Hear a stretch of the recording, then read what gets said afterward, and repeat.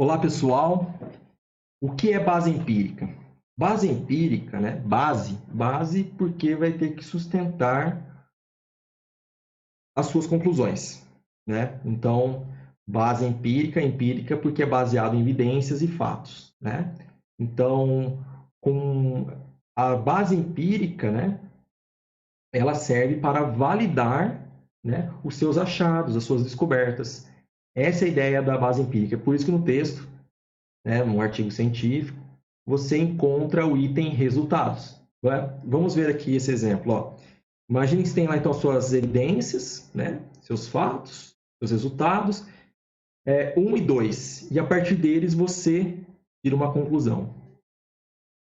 Com base nos dados da literatura, né, você integra, né, você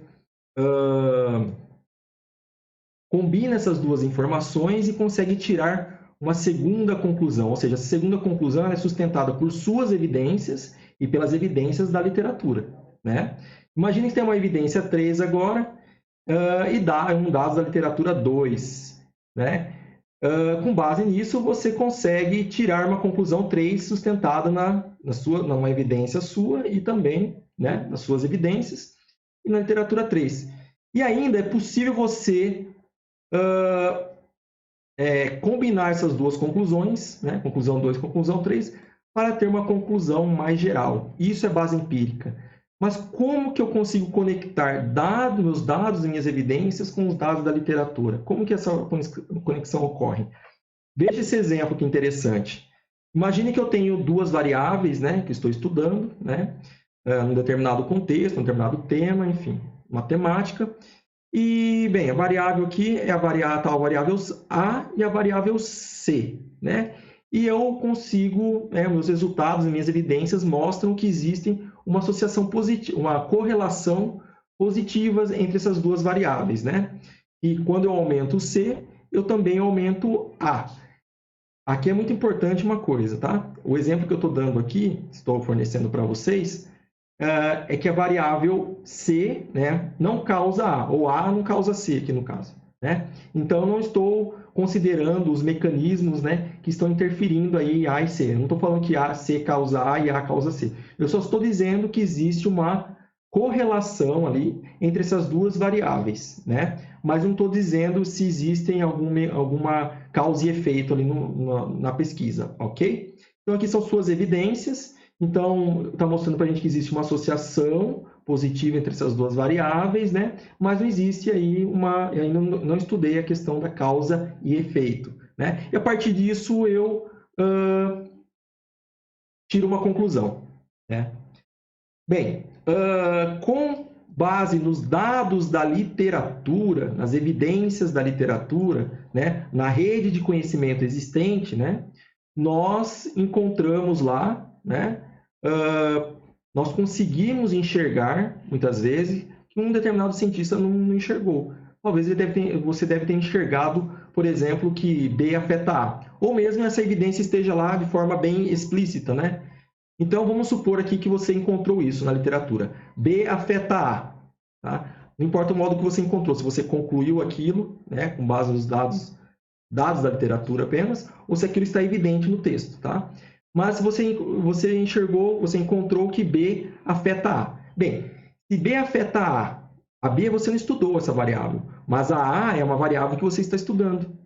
Se B afeta A e você enxergou, nas suas evidências mostra que existe uma associação, né, uma correlação com C, ou seja, A está aumentando, C está aumentando, né? As duas aumentam ali, né? Positivamente, né? Então, significa que se B afeta A e A está associada com C, então B afeta C. A partir disso, vocês, então, conseguem ter uma nova conclusão. Conclusão Y que eu coloquei aí. Tá? Essa é a ideia da conexão com a literatura. Não é simplesmente ir lá citar o texto. Né? Os dados da literatura têm que estar de acordo com a lógica do seu argumento. Ok? Não é citar, eu vou citar estou fazendo um trabalho, né, pesquisa, o meu orientador, né, que tem lá vários temas de trabalho, está trabalhando com um determinado tema X e eu estou com um determinado tema Y, e aí eu falo, vou pegar um trabalho lá do meu orientador e vou citar porque ele é meu orientador. Não é assim que se faz ciência. Tá? Se caso o seu orientador tem artigo publicado, e aquele artigo publicado tem, na verdade, ele tem bases, né, evidências que vão sustentar as suas conclusões, é claro que o artigo do seu orientador é importante estar ali. Né? Caso contrário, não. Ok? Bem, vamos lá. Imagina então que estou lá estudando uma variável 1, né? Um outro exemplo aqui, estou estudando uma variável 1, né? Que pode ser tudo, variável é tudo aquilo que eu posso estudar, né? Todo fenômeno presente aí na natureza. Naquele exemplo que eu dei para vocês pode estar no passado, no presente, mas é tudo aquilo que a gente consegue quantificar, seja por técnicas quantitativas, seja por técnicas qualitativas. Não importa a abordagem, né? Depende do seu objetivo de pesquisa. Então, quando eu falo não importa, é porque não é você que escolhe isso, vai depender do seu objetivo, da sua pesquisa, ok? Bem, então a variável 1 ali, né? Você vai ter a condição dela, né? Sobre certo controle, né? Então, nós chamamos essa condição aqui uma condição de controle, né? Naquela variável. Sei lá, controlei temperatura, pressão ali, sei exatamente como essa variável se comporta sobre aquelas condições. Caracterizei ali a variável sobre aquelas condições. Ok? Então, eu tenho esse conhecimento, né, de controle, vamos dizer assim. Estou dando um exemplo aqui, claro que existem, se você trabalha com uma variável de controle em campo mesmo, diferente do laboratório, né, essas condições de controle. Mas esse aqui não é o caso agora, o caso de ficar explicando para vocês. Mas pensem que essa variável de controle é qual que eu conheço, né, consigo caracterizar ela ali, tenho controle de como ela se comporta sobre aquela condição. Ok? Então, o CL seria minha referência, tá? Uma referência que eu tenho. E aí, eu vou fazer um experimento agora em uma outra condição, né?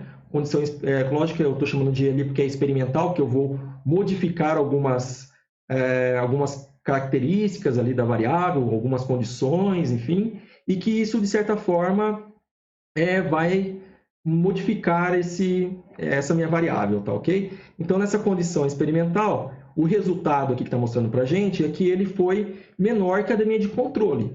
Então, é claro que a minha de controle é maior que a da minha experimental, né? Isso significa o quê? O que eu concluo? Eu concluo que essa condição aqui, sobre essa condição experimental, né, ela reduz o valor de V1. Né? Se eu tenho a minha condição basal, a minha condição de controle, eu chego à conclusão que isso daqui reduz a minha variável V1. Ok? Né? Só olhar aqui no gráfico, né? É visível a sua evidência aqui. Né? Aqui está aqui o seu resultado, suas evidências, seus dados. Né? Bem, você foi lá na literatura, né? Foi buscar lá sobre a sua variável 1 e encontrou que aquela variável 1 ela tem um estudo lá que mostra que a variável 1, né, aumenta, favorece a tal da variável 2. Né? Uma variável 2 que você não estudou, mas aquele cientista, né, aquele autor ou aqueles autores, eles mostraram que a tal da variável V1 aumenta, favorece a variável V2. O que eu posso concluir disso? Com base nos meus dados, com base nos dados da literatura, eu posso concluir, então, já que a minha experimental reduz V1 e V1 aumenta V2, claro que o meu azul vai o quê? Reduzir V2. Já que aqui você vê que existe uma associação entre essas duas variáveis. Né? V1 aumentando V2. E aqui o azul diminuindo V1. Esse é um tipo de argumento que é interessante num artigo científico, né? Então, a partir da sua base empírica, né, você sustenta suas conclusões, ou seja, seus dados, você tira conclusões, com dados da literatura você tem conclusões, você une essas informações para ter a conclusão maior ali, geral, né? Isso que é interessante no processo de fazer ciência. Isso que eu chamo de base empírica. Na verdade, não é eu que chamo, não é eu que denominei esse nome, né? Esse nome, na verdade, é muito divulgado pelo professor Volpato, né? mas que eu entendo muito bem que a ideia da base de sustentar as conclusões com base em evidências e fatos concretos, né? Isso daí, claro que tem toda essa ideia de base empírica, ela não surge assim do nada, né? Isso está dentro das bases teóricas e filosóficas da ciência, tá bom? Bem, então, base empírica. Quais são suas fontes, né? Suas evidências, né? Eu tenho a variável de controle, lembra que eu falei para vocês? Eu tenho a condição de controle daquela variável e tenho a condição experimental daquela variável. Bem, meus resultados mostram, eu consigo lá sustentar uma conclusão, né? E com dados da literatura, né? Eu consigo ampliar o conhecimento. Essa que é a ideia, né? Então, sem base empírica, a gente não aceita as conclusões. E por isso que eu falo, não basta falar, né? Tem que mostrar as suas evidências. Precisa das evidências empíricas, ok? A gente vai ver isso na prática, quando a gente começar a entrar nos itens do texto, né? Introdução, material e métodos, resultados e conclusão, resumo, título, né? Todas as partes aí do texto a gente vai comentar isso com vocês, tá? Ok? Então, no próximo vídeo a gente comenta um pouquinho sobre o argumento lógico, né? Então, aqui é a base empírica, a ciência empírica, né? E faz parte do elemento de redação. E nós vamos falar depois do argumento lógico, que também faz parte, né? A característica lógica faz parte da redação científica também. Então, nós vamos falar lá do argumento dedutivo, indutivo, vamos mostrar alguns exemplos e como isso se desdobra, né? Para o texto, né? Tá, ok? Como que vocês vou dar alguns exemplos simples, mas vocês vão observar como isso se desdobra para ao longo, né? Ao longo do texto, né? Então, cada item ali, introdução, né? Material e métodos, enfim, tem que ter tem uma característica, né? Eles têm que ter um argumento lógico conectando aí as ideias, ok? Um abraço, valeu!